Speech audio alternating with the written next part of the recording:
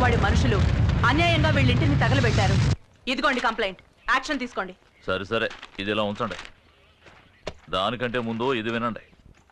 వెదురులంక దివాణానికి చెందిన అంజలి అనే ఓ అమ్మాయి నా దగ్గరకు వచ్చి నా ఇంటిని నేనే తగలబెట్టేసుకుంటున్నాను, అందుకు గాను ఇన్సూరెన్స్ వాళ్ళ దగ్గర నుంచి పెద్ద మొత్తం ఇప్పించమని నన్ను అడిగింది. ఆ డబ్బుతో నా చెల్లెలికి పెళ్లి చేసి ఆ తర్వాత మీ దగ్గరకే వచ్చి శాశ్వతంగా ఉండిపోతానని చెప్పింది. అంజలి మీద తగిన యాక్షన్ తీసుకోమని కోరుకుంటున్నాను. ఇట్లు తిరువూరు జమీందారు నాయుడు.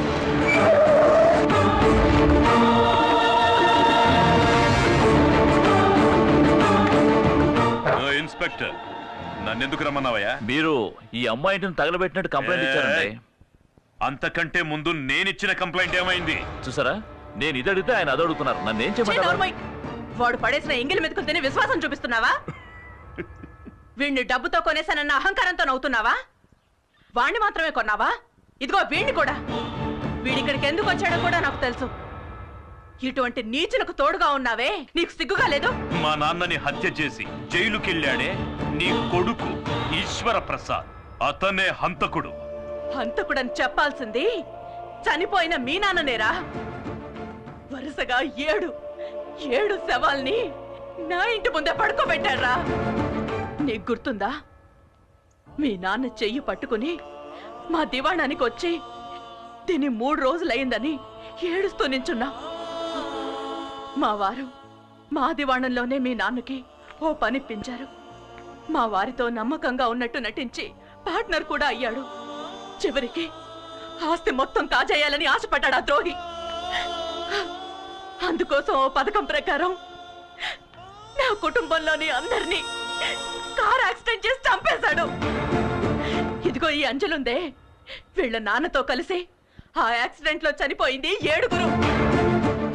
అందుకు కారణమైన మీ నాన్నని, వాడు ఏర్పాటు చేసిన లారీ డ్రైవర్ని మా అబ్బాయి ఈశ్వర్ ప్రసాద్ చంపాడన్నది నిజమే. కానీ డబ్బుని ఎరగా చూపి తప్పించుకోవాలనుకోలేదు. పోలీసులకి సరెండర్ అయి శిక్ష అనుభవిస్తున్నాడు. కానీ నువ్వు వాడు పెరోల్లో బయటకొస్తూనే వాణ్ణి చంపడానికి ఏర్పాట్లు చేశావు. ఆ నేరం తన మీద వేసుకోవడానికే వీడొచ్చాడు. కానీ నా పక్షాన ఆ దేవుడున్నాడ్రా. నా బిడ్డని ఏదో విధంగా ఆయనే కాపాడతాడు.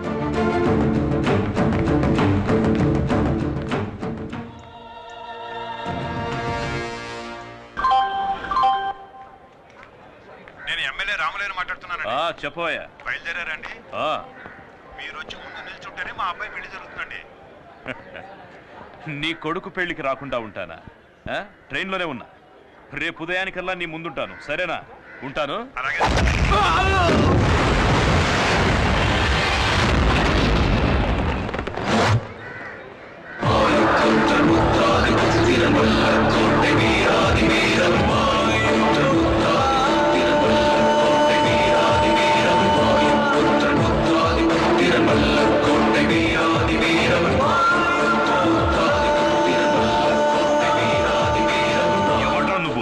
అమాయకులైన ఆడవాళ్ళ ఇంటిని కాల్చి బుక్కి చేశావే, సిగ్గులేదు?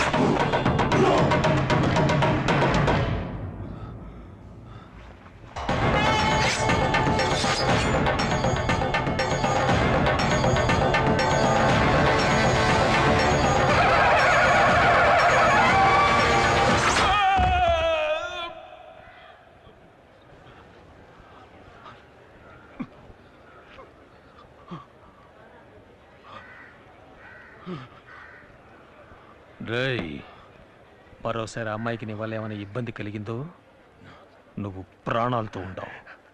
ఎవడ్రా నువ్వు? వాయుపుత్ర.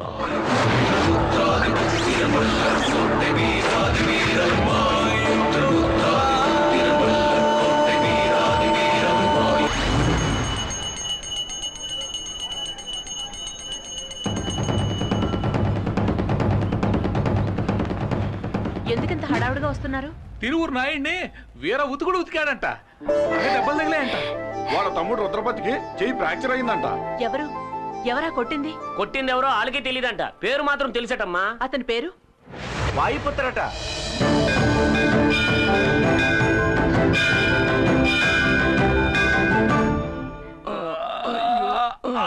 మెల్లగానే నీకేవేవో తీసుకొచ్చి ఇద్దాం అనుకున్నానండి, కానీ ఏం తింటే ఏమవుతుందని ఇది తీసుకొచ్చానండి. ఎలా ఉన్నారండి? చూస్తే తెలియడంలే. ఒంట్లో ఉన్న పాటలన్నీ విడిచేసి వేలాడ తీశాడే. కొట్టింది తెలుస్తాను కానీ కొట్టింది ఎవరో తెలియడం లేదే. సార్ నాకు చాలా భయంగా ఉంది సార్. నేను ఈ ఊరు వదిలి వెళ్ళిపోతాను సార్. నాకు ఈ ప్రాజెక్ట్ వద్దు. ఇలాంటి ఆటలు నాకు పడవు. హలో హలో హలో, ఇవన్నీ నీకు ఆటలుగా ఉన్నాయా? అవును, సడన్ గా ఊరు వదిలి వెళ్ళిపోతానంటున్నా. జైలు నుంచి వచ్చిన వాడు ధైర్యంగా ఉంటావు అనుకుంటే ఇలా భయపడితేస్తావేంటయా? మీరు అలా మాడతారండి సార్. వీళ్ళిద్దరు పొజిషన్ చూడండి, కూర్చున్న చోటే అన్నీ అయిపోతున్నాయి. ఇవన్నీ చూస్తుంటే భయంగా ఉండదా? ఈ రోజు చీకటి పడేంత వరకే వాడికి ఆయుష్ ఉంటుంది. బావా, నువ్వు దేనికి దిగులు పడకు. ఊరంతా పోలీసులు రౌడీలు వాళ్ళు వెతుకుతున్నారు. మనకి వాడు దొరకకుండా పోతాడా? వచ్చాడండి ఎస్పీ పరశురాం. ఏమయ్యా దొరికాడా? లేదు సార్, వెతుకుతున్నాం. మిమ్మల్ని పుట్టినవాడు ఎలా ఉంటాడో ఆనవాళ్ళు చెప్పగలరా? 60 ఏళ్ళుంటాయి. వాడి గొంతు వింటే గుర్తుపట్టగలరా? ఒకలాంటి గరగరలాడే గొంతు. గరగరలాడే గొంత. ఇతనెవరు? ఇన్సే ఇన్సే, నేను చెప్పాను కదా, ఆ విషయానికి వచ్చాడు. అతను మీతో ఏం మాట్లాడాడో గుర్తుందా? బాగా గుర్తుంది. మాట్లాడింది ఊ మూనా ఊ తానా అంటే ఉతకడానికి ముందా ఉతకడానికి తర్వాత అని అడిగాను. ఏమన్నాడు?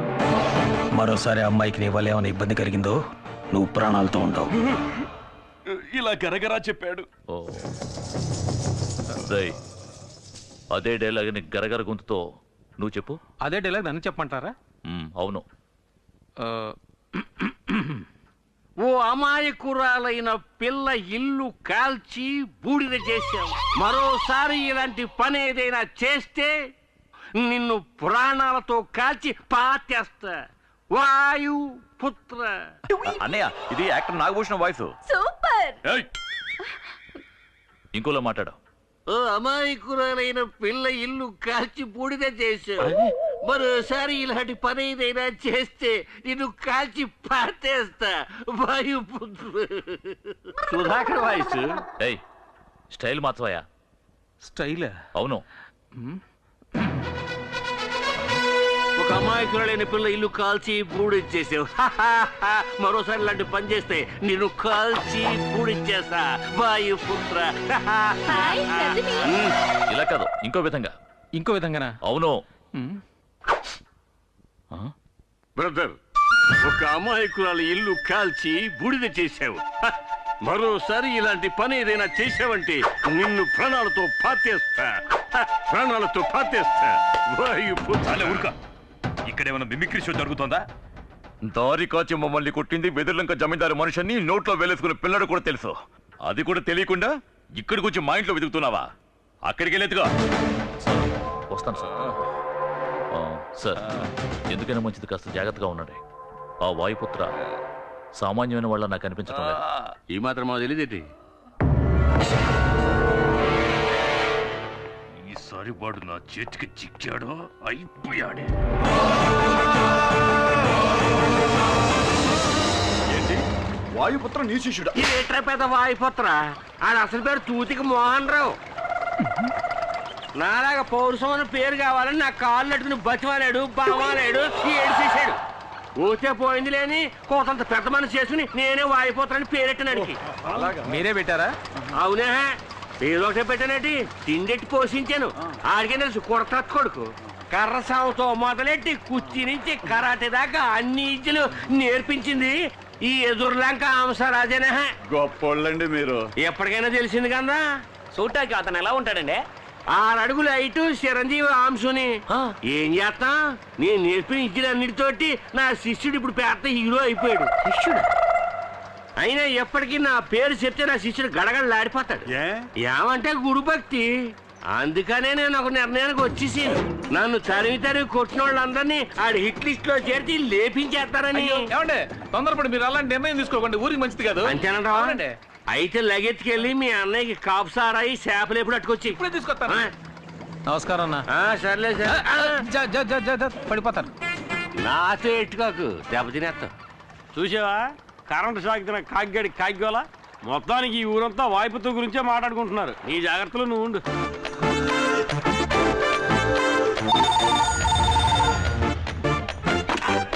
హలో, హంసరాజు ఉన్నాడా? వస్తే చీపురు కట్ట తిరిగేసి కొడతాను. అప్పు చేసిపోయాడు. ఆ హంసరాజు ఎక్కడున్నా ఇంకో 5 నిమిషాల్లో నీ ఫోన్ దగ్గరికి వచ్చి ఉండమని చెప్పు. అది చెప్పడానికి నువ్వెవడివి? వాయుపుత్ర.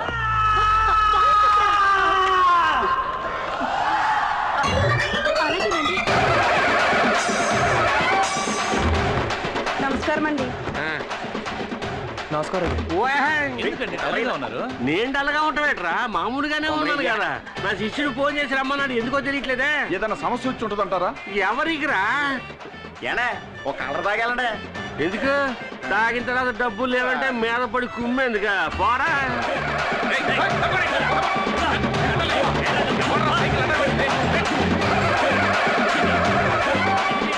హంసనాటకల హంసరాజు గారు వచ్చేసారు. తప్పకండి తప్పకండి.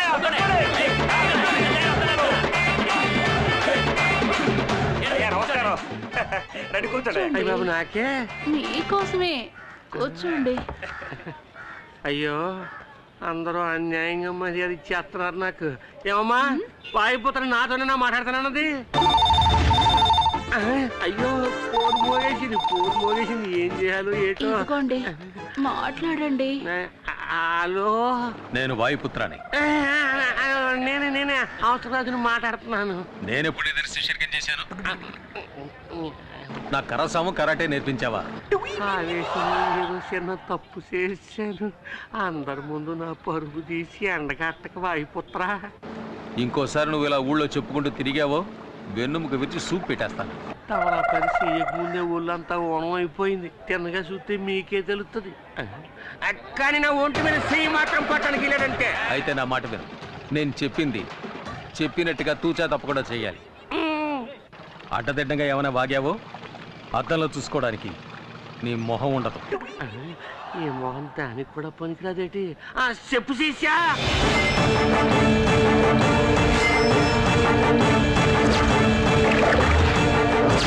అర్థమైందా? సూపర్. నువ్వు చెప్పినట్టు చేసేస్తాను వాయిపుత్రా. నిజంగానే వాయుపుత్ర హంసరాజు శిష్యుడేనయ్యా. ఇలా అనవసరంగా రెచ్చిపోతున్నారు. నేనున్నాను, నువ్వు దేని గురించి భయపడక. తతిమ ఏర్పాట్లని నేను చూసుకుంటాను. అమ్మాయి ఫోన్ పెట్టి నేను చెప్తున్నాను కన్నా, నా మీద నీకు నమ్మకం లేదేటి? నేను నేర్పించిన ఇంటిలేవి నువ్వు మర్చిపోలేదు కదా.